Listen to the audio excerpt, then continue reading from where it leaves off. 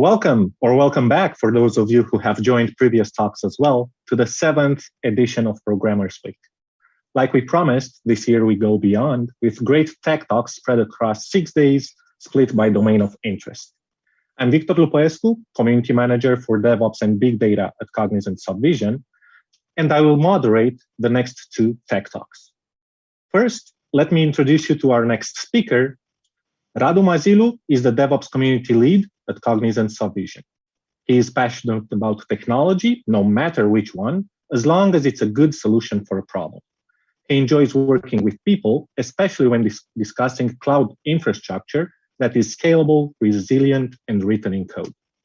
In the next hour, Radu will talk about disaster recovery in a serverless environment. But before passing the mic to Radu, I encourage you to share your questions in the chat module, and we'll address them at the end of the session. Radu, you have the mic. Hello, Victor. Thank you for the nice intro. For the rest of you, I'm glad to be here. And for the next 45 minutes or so, you're gonna hear me talk a lot about different technology stuff. So let me show my screen now. Right. You already know the title of the talk. We are going to talk about how we achieved for a client disaster recovery. And how do I get this minimized? Anyway.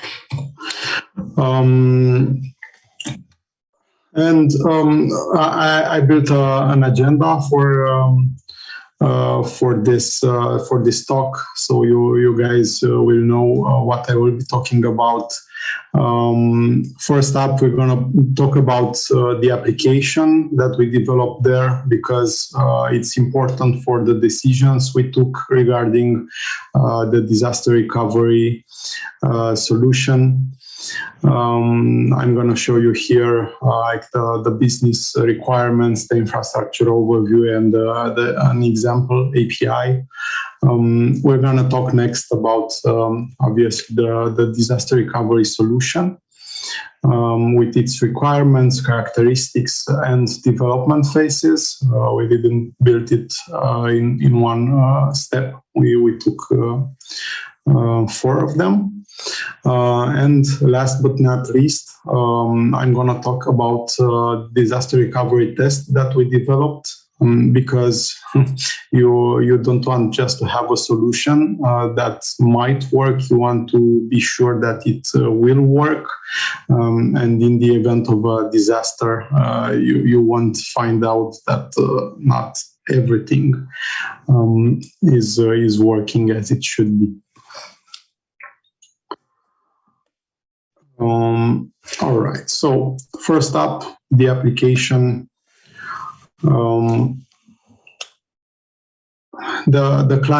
client needed a solution that exposes the internal APIs that it already had to external clients, and the client needed to have external APIs that are secure, handle authentication, authorization, and also billing for the clients. The number of requests needs to be counted for every client so that it can further bill them based on the number of requests.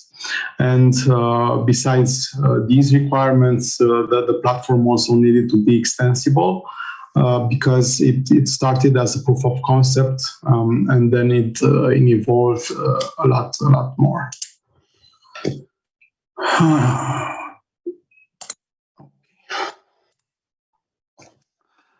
So, as a business and infrastructure overview, this is like a small diagram of what we're doing here. We have external subscribers that authenticate, go through our gateway that has a number of applications and the number of components that it uses here. You'll see DynamoDB, Elasticsearch, Kafka, Broker, buckets, and so on. And behind these, you will have the internal systems that the client uses, APIs, the data lake, the billing system, subscription management, and so forth.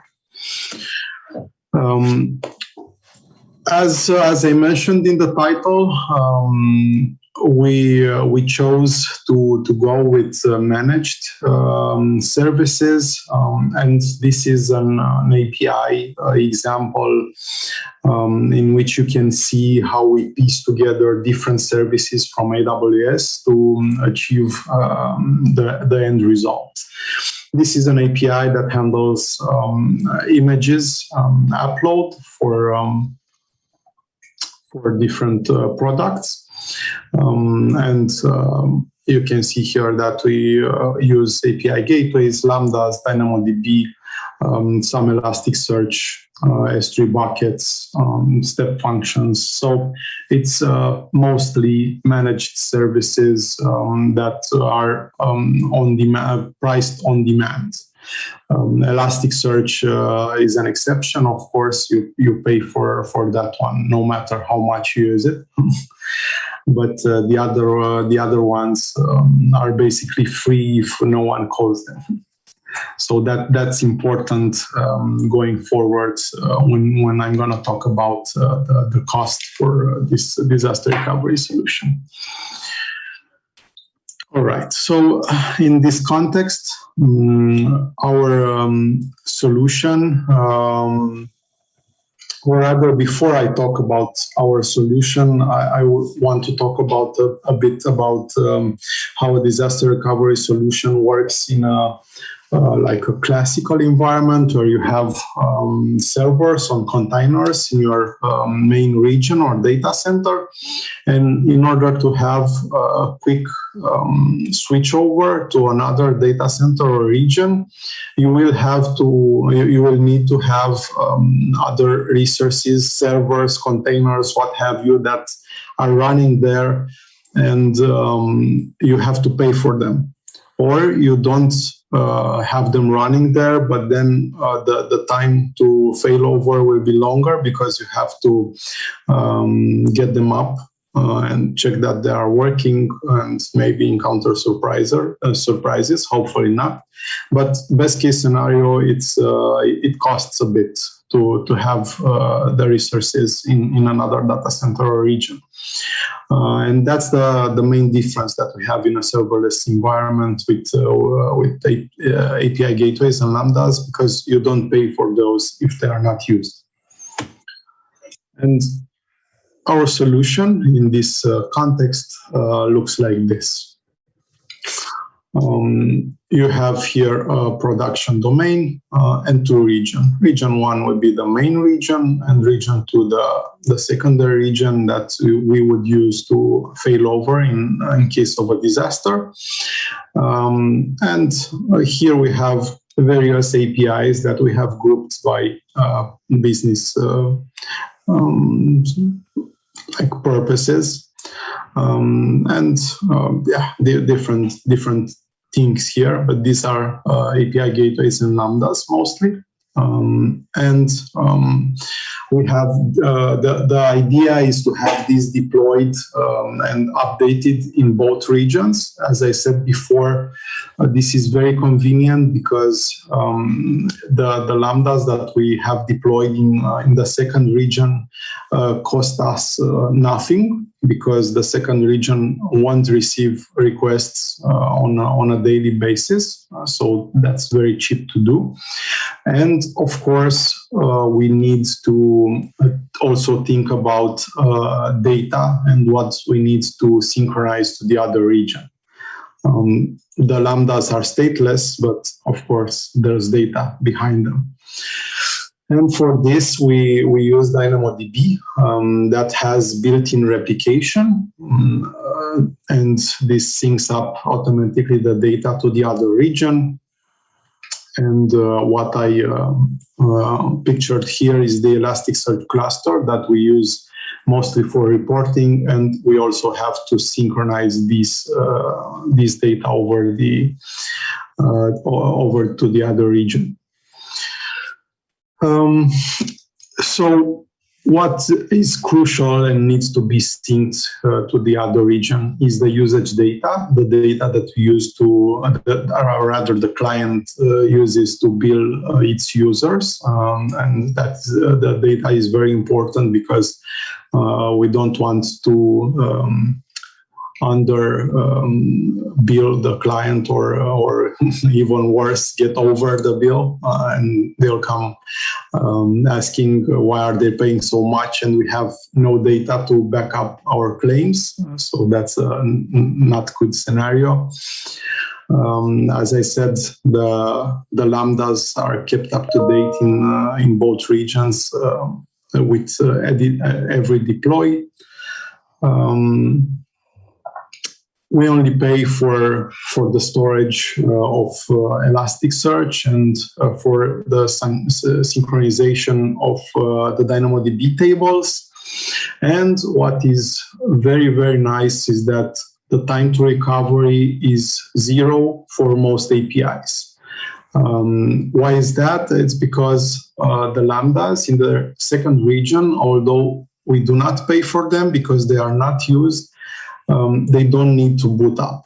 We can talk mostly about cold start for lambdas, if you're familiar, which means that the first request they get, it might take 20 seconds, but the next requests will go on as usual, so microseconds. But you don't need to boot up anything. So the time to recovery is 0. You don't fail requests. You just switch and it's like nothing happened. Why I'm saying here that the time to recovery is 0 for most APIs is because for one particular set of APIs, we have a set of containers that act as a proxy to the Kafka cluster, and those needs to be up, and for cost reasons, we don't keep them up. They are not the most crucial APIs, so we can afford to have a downtime of 5 minutes or how much it takes for those containers to boot up. So this is the overview of the solution that we thought, and most of the advantages that this solution offers. I'm gonna go next over how we developed this solution. Or rather, should I start with why we developed this solution in phases? We work in an agile way. We work with increments in 2 weeks sprints, and we applied this principle to the disaster recovery solution as well. So we've broken this down into different phases so that we can build something that works and demo it to the client. So in phase 1, it was sort of a proof of concept. We deployed just a single stack. That again means a set of APIs that are connected from a business point of view. And we use this stack to prove that we can switch over to the other region. The requests will continue working, and also the usage data is kept in the DynamoDB table. This of course went well as expected. That's how we got to phase 2 and the other phases. In the phase 2 of the development process, we looked at how we can optimize costs, because in the default setup we had provision concurrency for lambdas, That means that you pay AWS to basically keep your Lambda up all the time and warm so that it responds to all requests as fast as it can.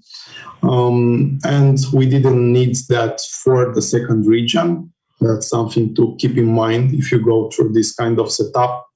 You can use that to keep costs down. We enabled replication for all the tables that needed that. Not all the tables we are using have data that is that needs to be persisted. Some are, for example, cache tables, or that's kind of information that can be reproduced from other sources.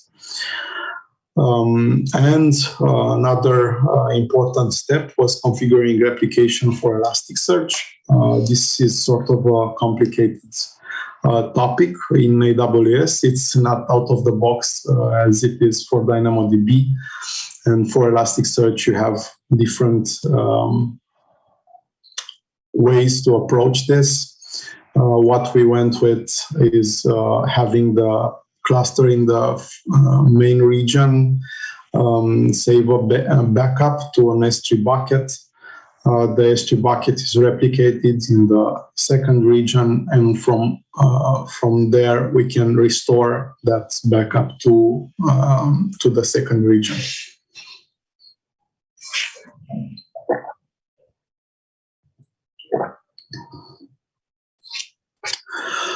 So with the tables replicated, the proof of concept done, the phase 3 meant that we had to go the rest of the way and actually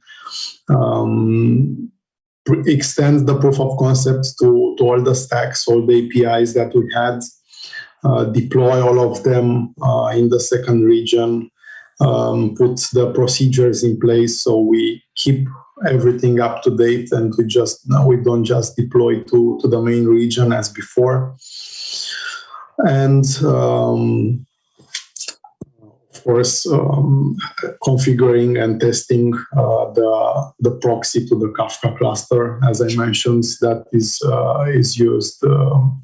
built using containers, so it's a bit different than the Lambdas. Okay, and the last phase. Here, the job was almost done. We needed to test that everything works, to configure Route 53. That's the DNS service for AWS, and you need to make the configuration there so that when the main region goes down, it can manually or automatically, depending on your option, switch to the secondary region, and not having to wait for the DNS cache to propagate. In the last phase, we also developed automated tests that run to check that our disaster recovery solution actually works well, and it's not just some theoretically thing that will fail when we try it. And I'm gonna talk about this next, because it's pretty important. In my experience, I went through different disaster recovery solutions, and what I found is that most of the time when you do have an actual disaster, you encounter bits and pieces that actually don't work as intended. So if you don't develop a procedure, a plan that is put in place so that you constantly test the disaster recovery solution, when you will need it, it will partially work at best. You need to test it regularly so that you are certain that it will work when you need it.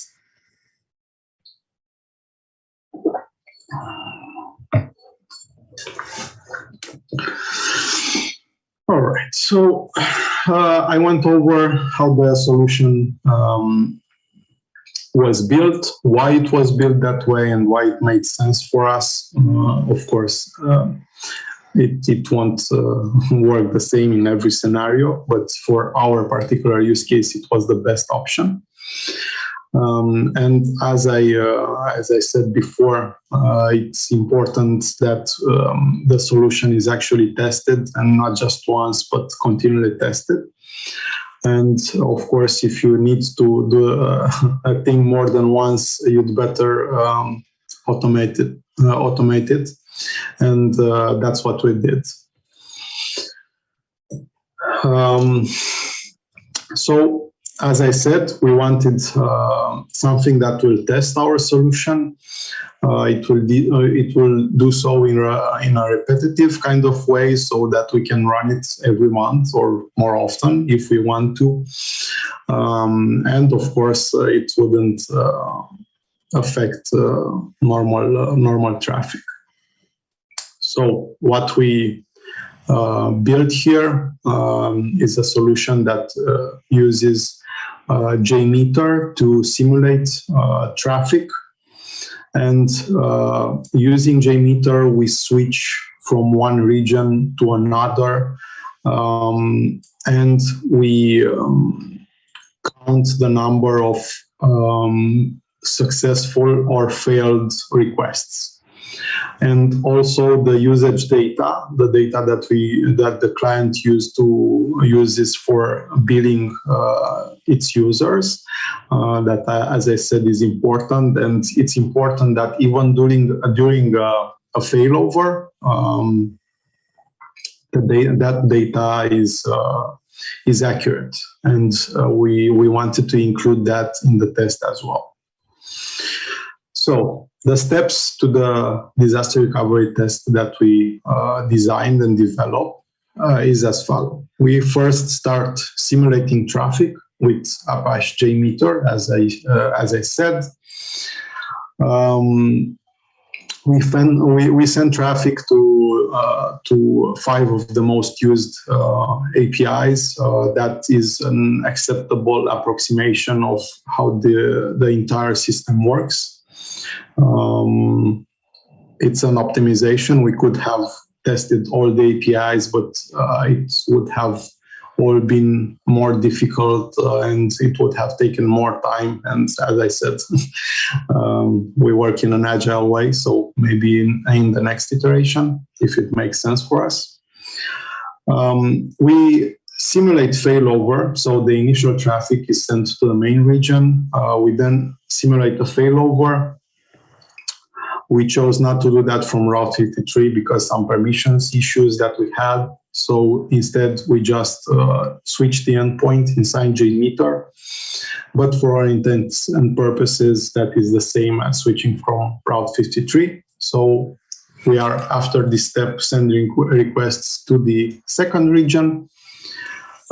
There we spin up the disaster recovery infrastructure. As after we fail over, we trigger the booting of the components that are not already there. So as I said, lambdas, for example, are already there, but containers needed for the Kafka REST proxy are not kept up because they cost, and no point of incurring cost if it's not needed. And of course, we do that using Terraform. We don't like doing manual work. After we ran traffic to the secondary region for how much time we want, 20 minutes in the example you'll see next. We also need to check that when we switch back to the main region, things also go smoothly. You have to switch to the disaster recovery solution, but you have to be able to also switch back without issues when the main region is back online. So we do that again from JMeter by switching the endpoint. That is done automatically as well. The entire test actually is done with no manual intervention. we bring down the infrastructure in the disaster recovery region, so we keep costs down, and we recover the data to the Elasticsearch cluster.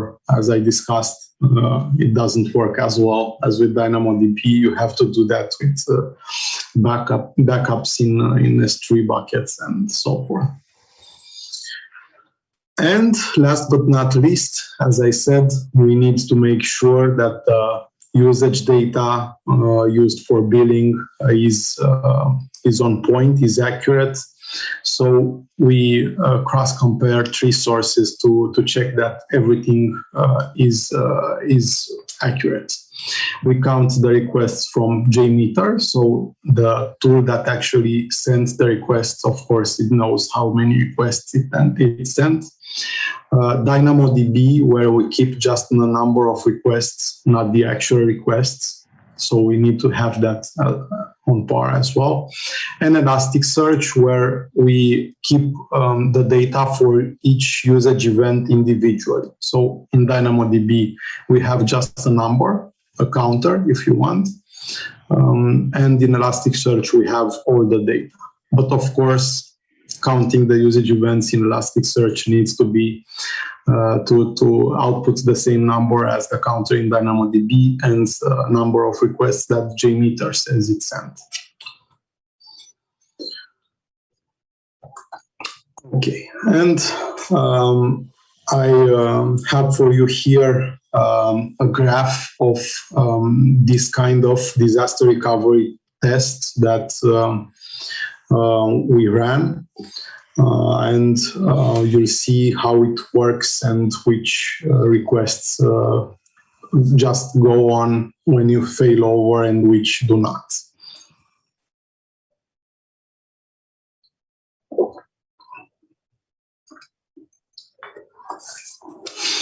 All right, so you can see here with the blue dotted lines where the failover, the failback, and so on are done. And what you can see with green are the successful requests, and with yellow are the unsuccessful requests. Now, of course, on the main region, everything is working all right, is going well. Then the disaster happens and you switch. 2/3 of the APIs we send, the main APIs, as I said, just continue working, all right, because they have no dependencies that need to be brought up. So they just work.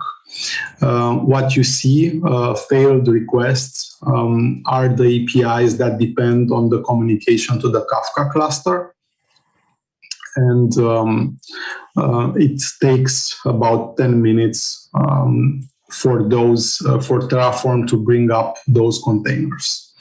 After the containers have booted up, all the requests are successful again. On failback, we don't have this issue, okay? This is, of course, simulated, but when you fail back, the entire region works all right, and you already have those containers running because it's your main region, and everything is working well. And then on failover, we expect that it works as first time, and some requests work right off the bat, and those that depend on those containers fail.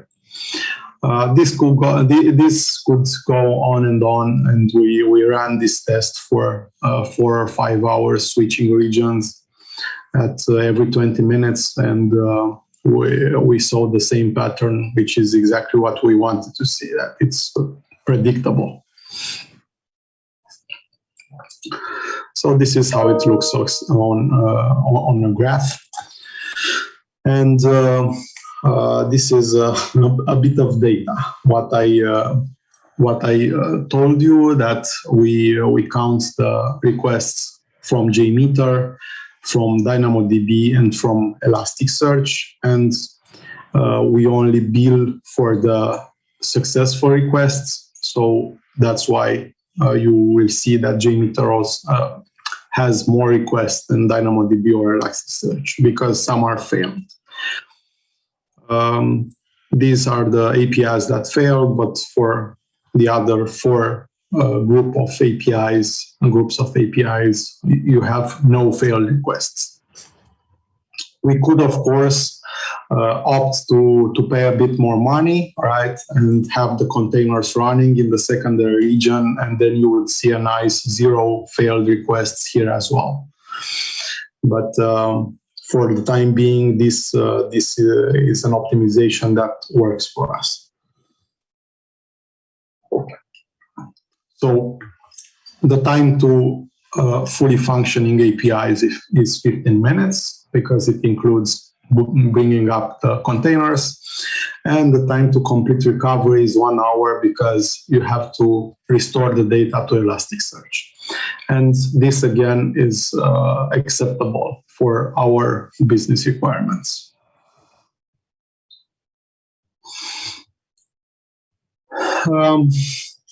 I wanted to also talk about the benefits of having a test, more so than I already did.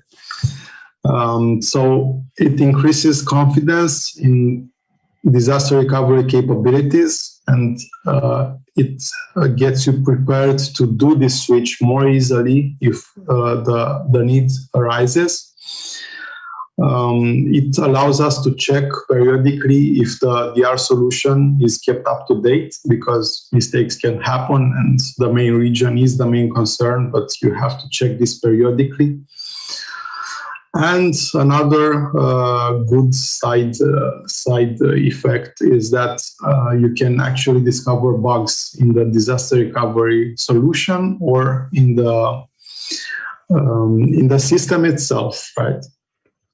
And I have an example of such a bug that we encountered, and maybe you already saw this situation for yourself as well if you're working with this type of solution. And I'm going to talk about it a bit here because I found it interesting. So what happened is that after I designed the solution, the test was done, I ran everything, and to my surprise, JMeter and Elasticsearch were counting well, but DynamoDB had many requests, 3 times as many actually.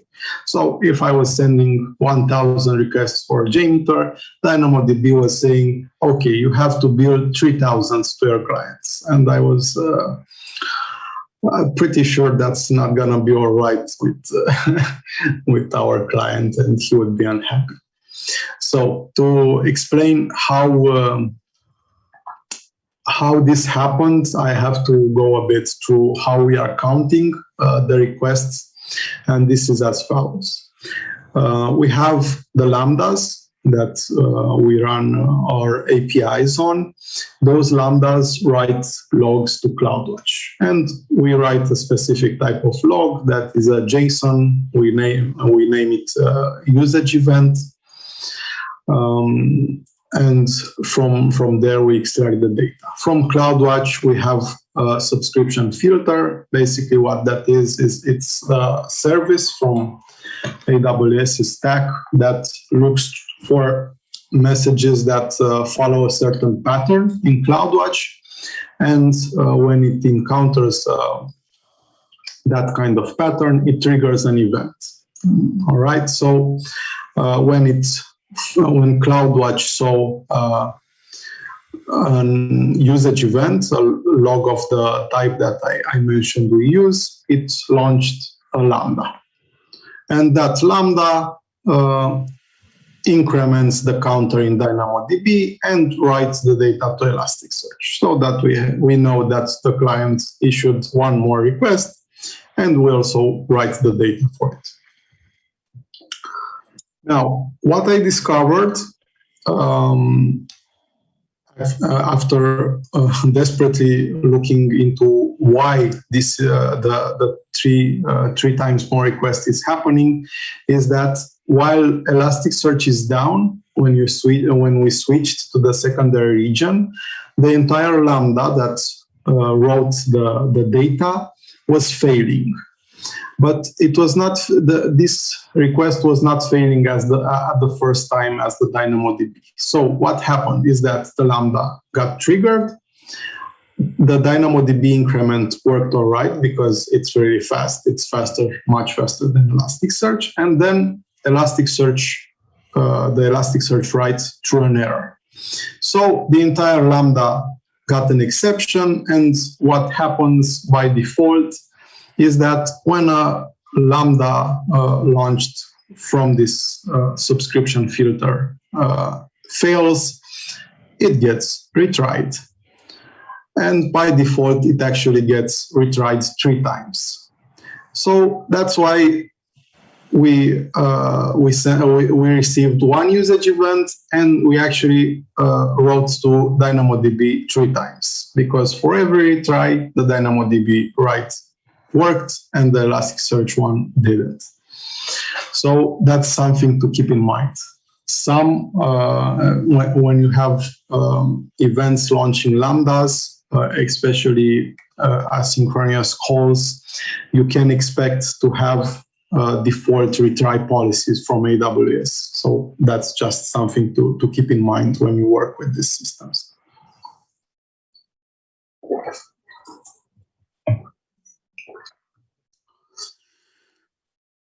All right, so this is the solution. It has some big advantages, in my opinion, namely for a disaster recovery solution to cost this low. And I say again that we only pay for the DynamoDB sync and the S3 bucket storage of the Elasticsearch backups. Is quite unusual, because usually you have to pay for some instances like keeping warm there and just staying idle but ready to receive requests when you need to to switch over. But when you are using Lambdas, AWS actually keeps those resources in place for you at no cost. You only pay for what you use. And that's a really nice billing system for this type of disaster recovery solution that is needed very rarely, hopefully. Hopefully you don't have disasters too often. So cost is a big advantage here. Another one is that you can switch over with almost no downtime, depending on your system and on your dependencies. But you still have some things to configure when we switch over. As we have this system now, we continued to think about, okay, what we can do better. Can we improve on this? And that's how we came up with the next steps that we want to implement. That will remove some of the disadvantages, of course, with some costs. Nothing in life is free. So, what we want next from our system is not to have a secondary region that we can fail back to, but actually having both of the regions working at the same time. The big advantage of this is, of course, that you have nothing to do if a region goes down, and you have absolutely zero downtime, because if one region goes down, the other region just keeps processing all the requests from the production domain with no issues, and the users will not even know that something happens in AWS, right? So that is pretty good from an availability point of view.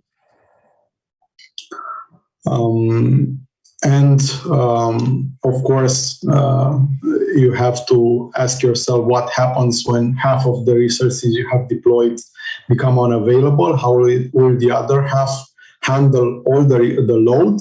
But because we are using managed services, they scale automatically. Lambdas scale automatically, same with API gateways, same with DynamoDB. Elasticsearch has an asynchronous write to it, so it's not crucial for our requests. It works sort of in the back. And Kafka REST proxy is very, very low in resource utilization, so it can take quite a bit of load. So besides the advantages that I just talked about, we also have challenges when going for a system that works in 2 regions. Of course, you need to think about concurrency. Can your systems work in parallel? This should already, the answer to this should already be yes in most of the cases, because if you're running on Lambdas, as we are, those run in parallel, independently, so you already have a parallelism inside the region, so you should be able to do that across regions as well. Now, where we had an interesting challenge is writing to DynamoDB. Because as you know, when you have a distributed database, you will have the issue of simultaneous writes. And how do you handle conflicts if you receive an exact same request at the same time on both regions, and you need to increment that counter, right? In both regions, you need to write data from both regions in DynamoDB, and you'll have this master here saying, okay, I have new data, let me send it to you. And this one says the same at the same time. And then which one is correct, right? That's the conflict, and that's the issue we have here. Now, there are a couple of ways distributed databases handle this kind of situation. The solution that DynamoDB implemented is last write wins, right? They attach a timestamp to each write from each region. They compare it somewhere, and then they tell you that this write is the last. You win, you send the data, you accept the data, and your data, well, it's lost. We discarded it because the other guy won. There's no way to have a perfect conflict resolution system, so this is an acceptable one, and you need to treat it at an application level, which is what we did. This is, of course, in the database theory section, and I won't get into it here, but just keep that in mind. If you go multi-region, multi-master, you will have to ask yourself what happens when you have simultaneous writes.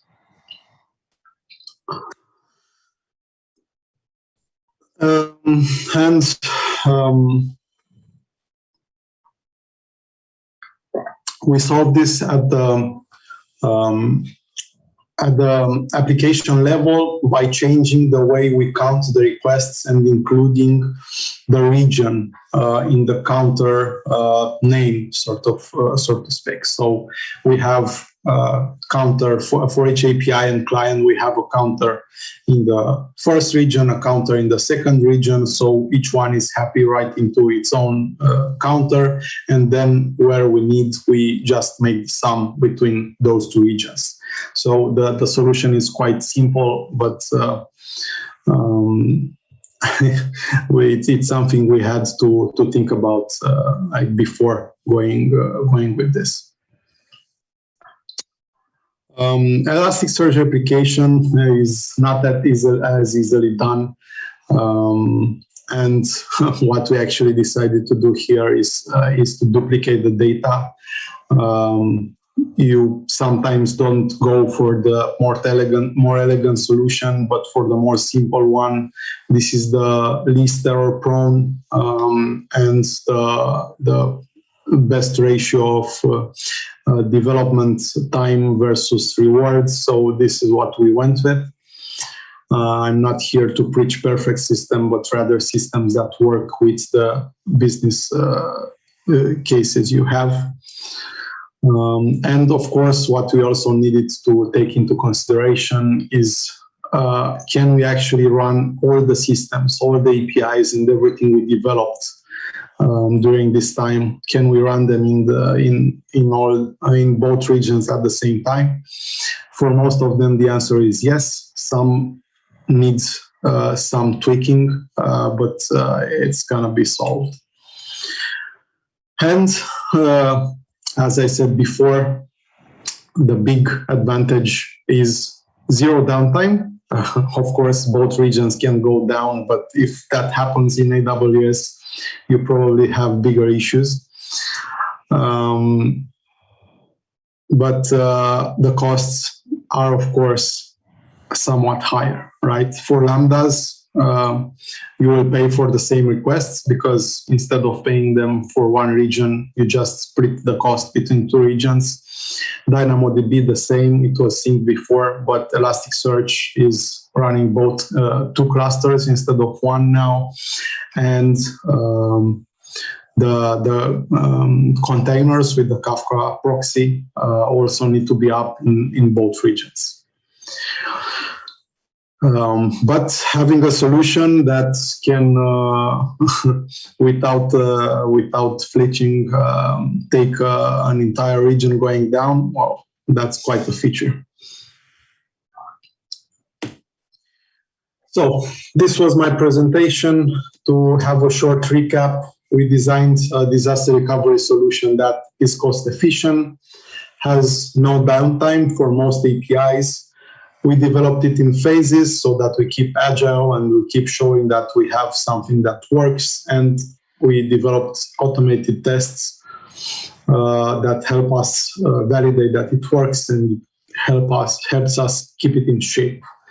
And as with everything, we need to keep evolving, and we are looking forward to improving it and bringing it to the next level.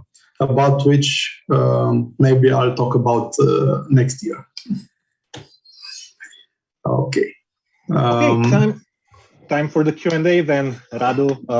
We do have some questions from the audience. Let me address those. So, do we have access to this DR solution to test it? Is the first question.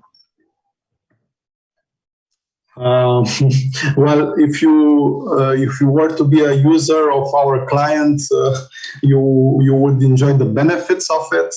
Otherwise, this is implemented for our clients, and the code is not open source. I shared the idea, but going forward, you'll have to do that for yourself. Okay. Next question. How do you leverage the DNS resolution for API gateways in case of a full region blowout? How do I leverage the API gateways resolution? The DNS resolution for API gateways.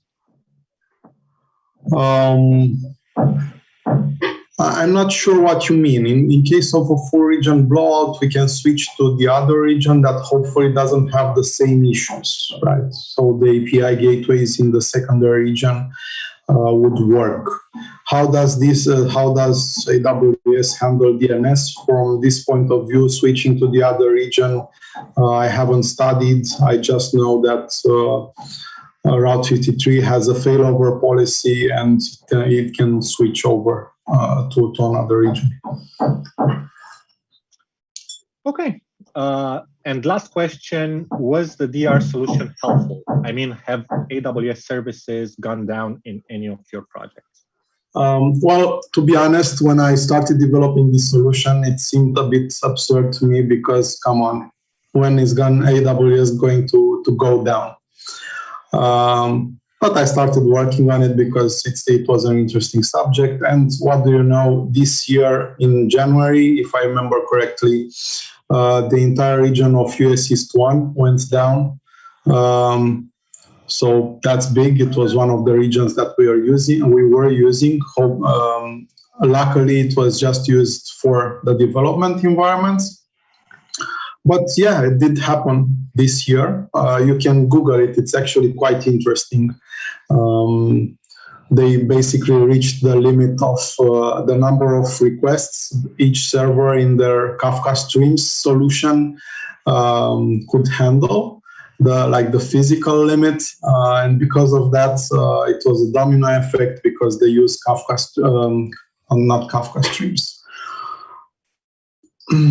Kinesis Streams for many of their services. And yeah, I think half a day or a day went by and before they got everything back up. That's one example. And to my surprise, it happened again last month in the US West 2 region.